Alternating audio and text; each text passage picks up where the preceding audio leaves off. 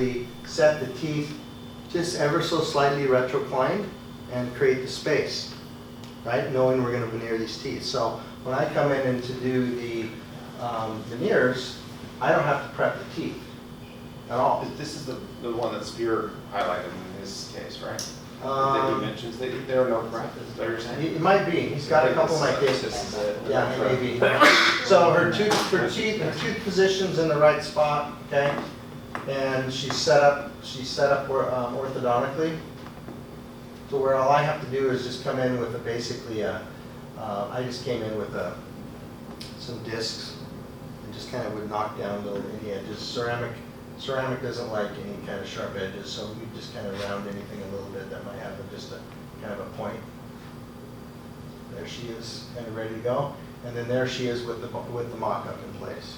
So we do a wax up, we take the wax up, we put it in place, and we don't even etch it on there. Now you could etch it, you could have the patient wear it home, and you could trim up around it, but I don't usually do that. I just put it on, ask them how they like it, and take photographs of it. Do you do, I haven't done a whole lot of mock-ups, but I do some. Do you find those, because it's nice when a patient walks in, if you could show them what their teeth are going to look like, right? I mean, the wax, they've got to wait. They've got to come back. You're relying on coming back to. Yeah, well, right? here's an example. This just happened last week. I was going to show this case with the lady who had a death in the family. She comes in. She had been to another office and had gotten an opinion or an estimate, whatever. She came to me to get another opinion. They had recommended ortho. And I said, I understand. I never badmouth another dentist. Like, even when you see shoddy dentistry, you just don't go there. There's no point. It doesn't fix the problem. It creates mistrust. So I avoid it like the plague. Judgment statements just never come out of my mouth. So let's say I'm in hygiene. I see an open margin on a crown. I say, well, number 30 has open margin. And then it's like, oh, well, I just had that down like 6 months ago. Did they do it wrong? My favorite line is, no, I'm not really sure. Why it is the way it was. I don't know if cement washed out or what the circumstances there. I wasn't there. What I do know is that this left like this over time could cause a problem, and the solution would be this. Notice that I didn't say anything about the work because I wasn't there. I did a crown the other day and I got done with it, and I was less than thrilled with how it looked. But if you were there for the prep, it was probably one of the most difficult patients I'd ever prepped in my life. And I know that if I did it again today, I don't know that I could do any better than I did. But if you went into another office, and the other dentist looked at it, they'd be kind of like, that's kind of an average looking crown. Now, who did that? That guy sucks, So I don't want to be on the receiving end of that, so I don't want to perpetuate that either. And unfortunately, I think sometimes we throw each other under the bus. We shouldn't do that. So this goes on like this. You said that's a mock-up that you did right in the mouth? Well, you did a diagnostic wax up. Yeah, okay. And then, how do you do that right in the then mouth? use your stents to... Yeah. Now the way I do the stents are one of two ways. I'll take a Siltec putty. You can just make a putty and just push it down over the model. That's one way. Is that silicone? You can see through it? No, or is it it's a thicker putty, yeah. And it's kind of rigid. Yeah. It has a catalyst. You can mix it. Ivoclar makes it. Several people make it. Yeah. That's one way. I use that a lot. One of my favorite ways is a product called Coffee Plast, made by Great Lakes Orthodontics. So if you have a Mini Star machine that will press down these vacuum forms, I'll take a Coffee Plast and then I'll take a rigid one over top of it. This is a technique that I developed and started doing in my office, and they started using it at Spear. So Gary DeWood calls it the Sullivan technique. So I'm like, oh, can I get a patent on it or something? It's just stuff that was already there. I just modified it. But the Coffee Plast is a little too flexible, so this, when you put the other one over it, it just keeps it a little bit rigid. The reason I like the Coffee Plast is I can see that it's seated. I can, because it's clear, I can see it. And when I pull that rigid one off, then I pull the Coffee Plast off. It's flexible, and I can tease it out, and then I can bend it, and I can tease it out of there without breaking it. It's like a thin Essex. Yeah. So you're doing a double suck down? Yeah, I do a double suck down on like a veneer case or a full arch, because I want the rigidity so I don't have distortion. Because those thin ones, they can distort. So you go to seat it, and it's like, and all of a sudden things will. You check their bite, and it's way off, or even you can shorten this position. A lot of bad things can happen. How does it not melt the wax when you put the wax in? Well, you soak the cast and you dupe the wax with algae. Right. So you're working on a stone model. Stone model, Yeah. So that's, and then we're just checking again, occlusal plane with all the stuff we went through, tooth positions, all that. And I think we'd agree that that's a pretty good position, right? Tooth display, we agree that's a good spot for her, okay? And then this is, again, the mock-up, I don't, yeah, there's some, that's the finals right there.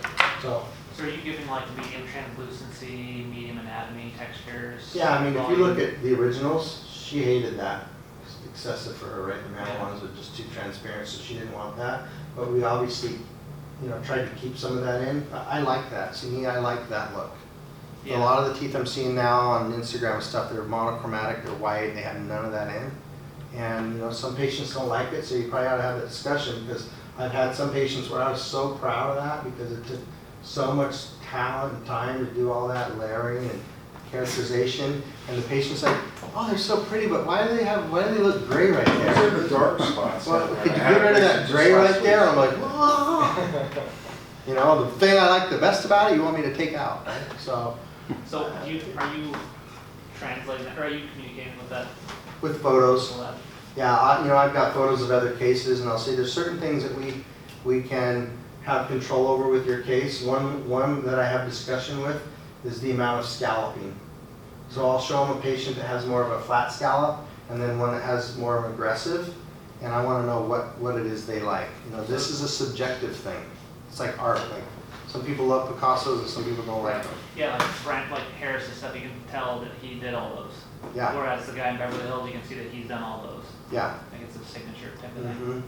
And Brian's cases have tendency to have more flatter, less embrasures. Yeah, that Hollywood. Yeah, so I like, this is what I like, that's pretty ideal to me. I like a scallop, it's youthful, it's natural, it's pretty. So do you use any sort of anatomy, or you just go with with your certain size ratios and scallop?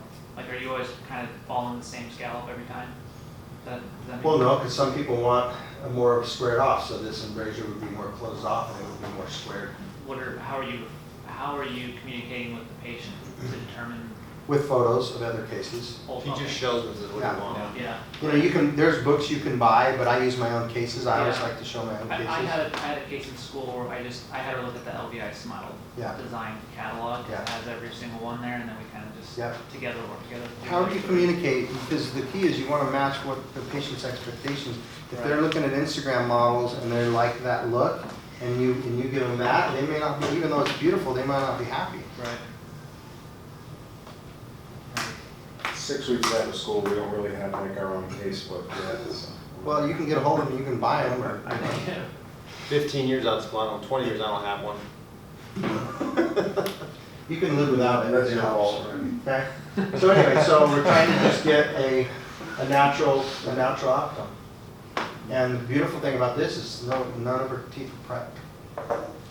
Did you even rough it up at all? Just with the disc, like I said, any kind of like, maybe the height of contour, or maybe knock it down a little bit. Did you even put a margin, or just straight like window?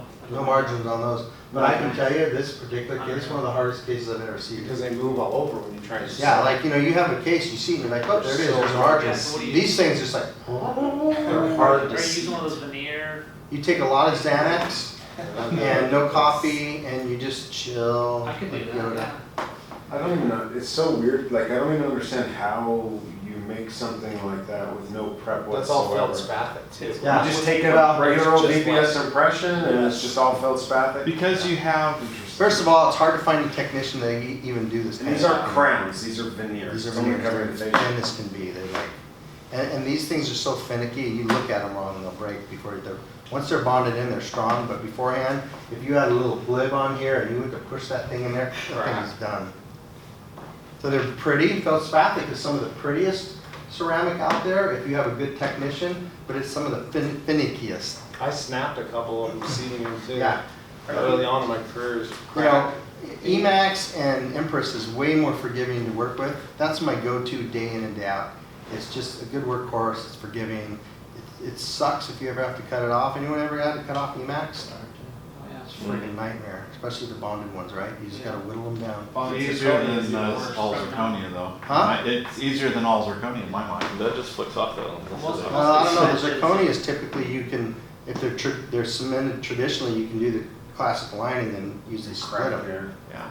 right? Emacs is- Still takes a bit to cut through them. Wow. I Yeah, couldn't do but it. the Emacs, you gotta circumferentially cut them down. That's what we had to You, do you on. split like that and you do that, you might be extracting that tooth because you just split it down the, Yeah. you know? That makes me nervous. Are you using a local guy? What? Local lab? Oh, yeah, this is a local lab. Expensive. Is it Gold Dust? This guy's like $500 a unit now, it's stupid expensive. My 500 bucks a unit? Yeah, my normal go-to lab that I use day in and day out for this type of case is about $350 a unit. I've got another one if it's just kind of a case that doesn't need to really have a lot of characterization, maybe $200 a unit. Are you noticing a big difference between your $200 and $500 unit cases? Yeah, That's worth it. in detail, but the level of detail and the contours. So this guy's a local plastic surgeon. Wanted to have some teeth that represented him better. Plays hockey, his teeth are kind of jacked up. Chipping wear. Looks familiar. He's a facial plastic surgeon, pretty high profile guy in Scottsdale. Good, really good. He just does the face, that's it. So that's his mock-up. So we did a wax up, jumped it on his teeth. He's like, wow, I love it. And you can see that we lowered some of the incisors on, see how they were kind of retroclined, you could see through, you know, they'd show through. Are these mock-ups going right over those teeth, Yeah. non-prepped? Yeah, probably. Yep. Because in his case, we wanted to build him out a little bit facially. And that's a before and after. So what I would do is once I get this dialed in and we determine, yeah, it fits his face, the length's good, all that's good, when he comes in for the prep appointment, we'll anesthetize him. I will take this and I will seat it right on the teeth, lock it on, let it get hard, and then I will make depth cuts, you know, right through the material. I mean, sometimes you don't even have to prep certain teeth. Yeah. So what it does is the prep guide, Yeah. is it keeps you from over prepping and also keeps you from under prepping. So what I would do is I would go in and make my depth cuts or whatever, and I would just do one central. And I typically, you know, do a side. I often don't go and just do them both together because you just lose a little bit of reference. You know, you can prep them together and then you can start to have things can't move. I like to have one reference that I can just prep that and look at my other tooth to see where I was. When you do this mock-up, so you're having them pay for a wax up and a mock-up, right? They pay for They that. pay for the wax up. Typically what I do with this, let's say a patient's on the fence, Yeah. right? There's a huge visual impact of this, Right, okay? yeah, it's good sales. And a lot of people don't know, it's fear of, am I gonna like it? You know, they just don't wanna take that step. So what we do is we have our diagnostic wax up, and I just charge what the lab charges me, okay?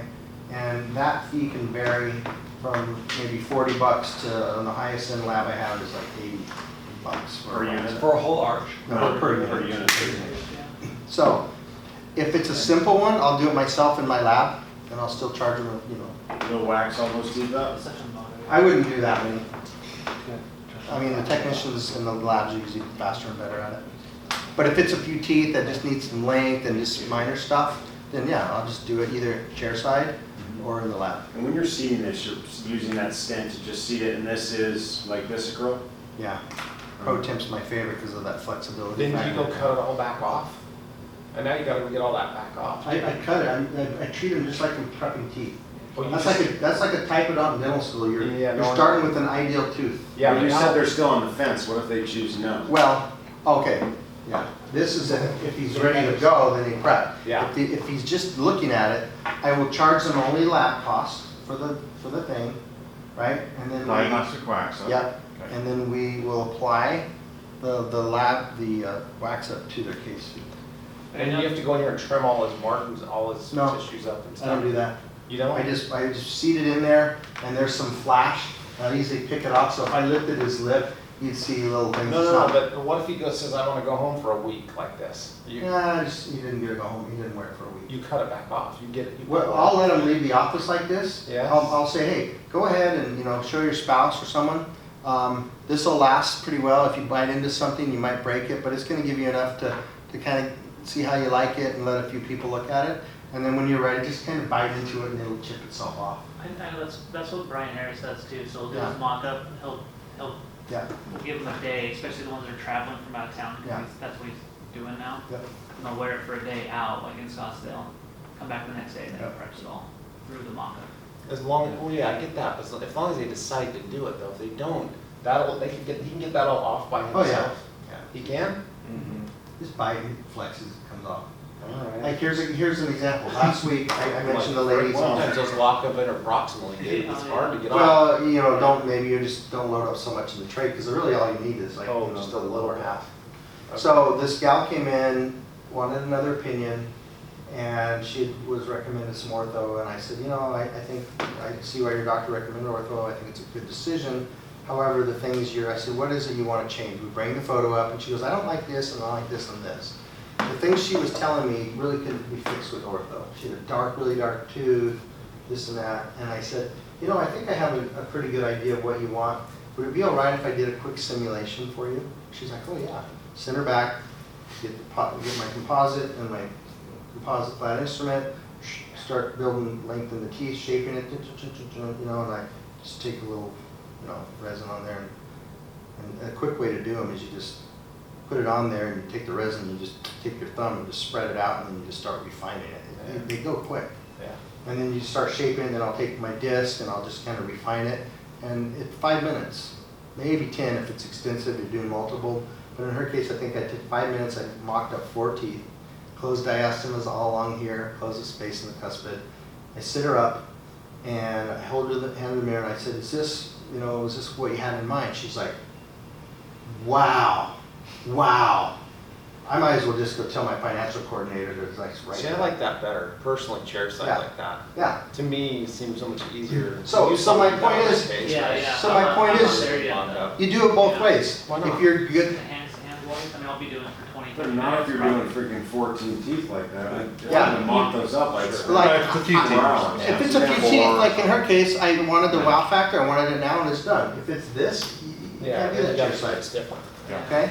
And sometimes you can just use flowable too, if it's minimal. I used our build-up material, I did the front, I just did the front 6. Yeah, Yeah. split it. He saw me do it, I did it in like 10 minutes. Yeah, but the visual impact, she was like, this is what I want. I said, okay, great, I'm gonna have the girls write up an estimate for you. I leave the room, she goes in the thing, comes back the next day with a cashier's check for like, you know, I don't know, $8,000 or whatever it was. Done deal. Like, it's the emotional impact that drove it for her. And the fee was higher than the other one she had gotten. And she says to my treatment coordinator, yeah, this is more expensive in my other office, but I can tell he knows what he's doing. So do you snag a quick Okay, impression? so she wanted me to do it because of the confidence that I had in the way I did it. Right. And I didn't Yeah. push her, I just showed her, and Yeah. then there it was. Did you snag a quick impression then of that mock-up? Absolutely. To use as your Yeah. temp? You don't do a wax up in that case if she's gonna come up the next day. Yeah, in that case, I might refine it, do an impression